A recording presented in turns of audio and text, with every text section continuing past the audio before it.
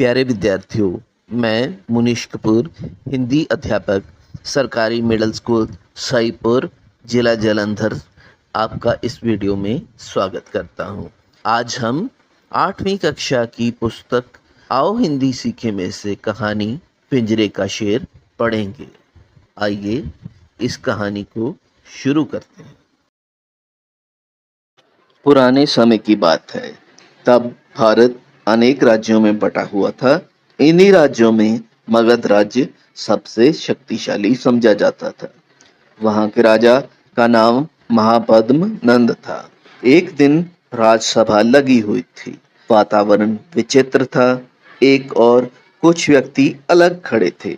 वे रोम देश के दूत थे। सभा भवन के बीचों बीच एक पिंजरा रखा हुआ था, जिसमें किसी धातु का बना हुआ एक शेर बंद था। राजसभा में बैठे सभी लोग पिंजरे की ओर देख रहे थे। थोड़ी देर बाद सम्राट महापद्म नंद राजसभा में पधारे। उनके आते ही सारी सभा में चुप्पी छा गई। महामंत्री शक्टार का संकेत पाकर विदेशी दूत ने आगे बढ़कर अपने राजा की ओर से लाए बहुमूल्य उपहार सम्राट को भेंट किए। राजदूत ने कहा, महाराज, हमारे सम्राट ने एक उपहार और भी आपके लिए भेजा है। उसने लोहे के पिंजरे की ओर संकेत करते हुए कहा, वह है शेर।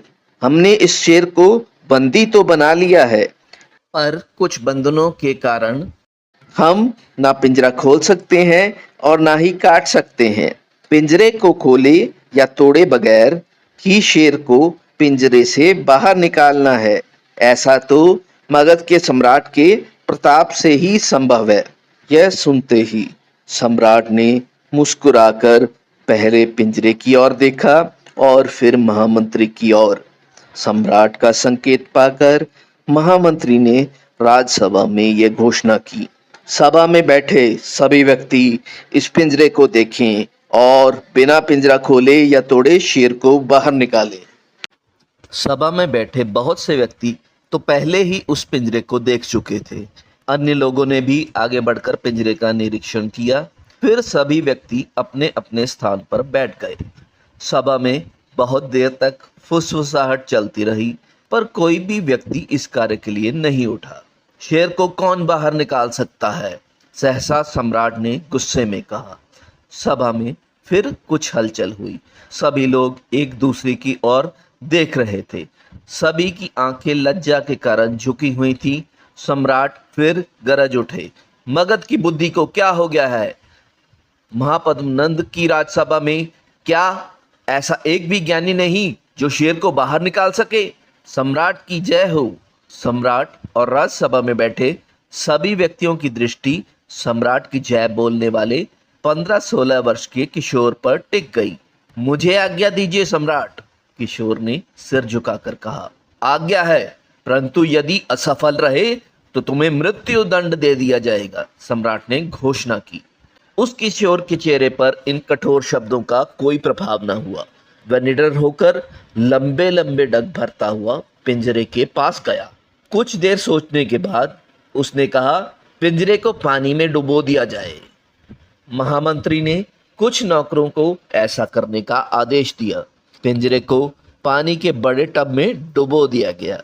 किशोर के कहने पर पिंजरे को फिर पानी से बाहर निकाला गया। सभी लोग एकटक उस किशोर की ओर देख रहे थे, किंतु वो किशोर बड़े ध्यान से उस पिंजरे में बंदी शेर को देख रहा था। उसकी निर्भीक दृष्टि में धीरे धीरे विश्वास की चमक उभर आई। उसने सहसा आज्ञा दी, इस पिंजरे के चारों ओर आग लगाने का प्रबंध किया जाए। किशोर की आज्ञा पाते ही नौकरों ने पिंजरे की चारों ओर आग लगा दी। सभा में सन्नाटा छा गया। सभी की सांसें रुक गईं। हर व्यक्ति एकटक पिंजरे की ओर देख रहा था।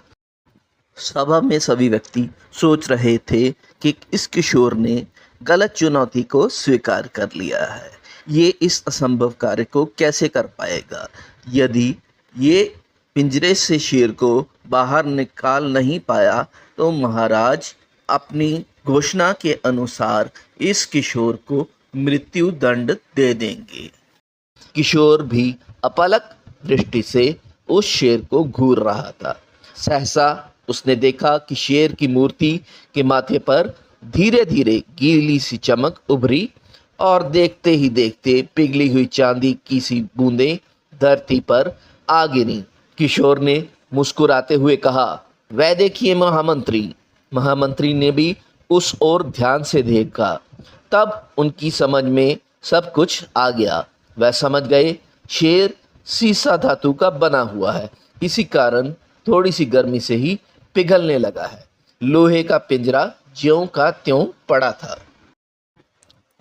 देखते ही देखते पिंजरे का शेर पिघलकर धरती पर फैल गया। किशोर ने सम्राट के आगे सिर झुकाकर कहा, महाराज, शेर पिंजरे से बाहर आ गया है। सम्राट ने गर्व से दूत की ओर देखते हुए कहा, दूत, अपने राजा से कहना कि हमारे प्रताप के कारण शेर पिघलकर बाहर आ गया है। यह शेर केवल पिंजरे का शेर था, पिंजरे के बिना इसका कोई अस्तित्व नहीं। फिर महामंत्री को आदेश दिया, इस किशोर को पुरस्कार दिया जाए। इतना कहकर सम्राट उठकर चले गए। सभा में कोलाहल समझ गया। यही किशोर बड़ा होकर चंद्रगुप्त मौर्य के नाम से प्रसिद्ध हुआ। उसने उत्तरी भारत के सब छोटे छोटे राज्यों को एक सूत्र में पिरो दिया और एक सुदृढ़ साम्राज्य की नींव रखी। प्यारे बच्चों, मौर्य साम्राज्य विश्व के सबसे बड़े साम्राज्यों में से एक था।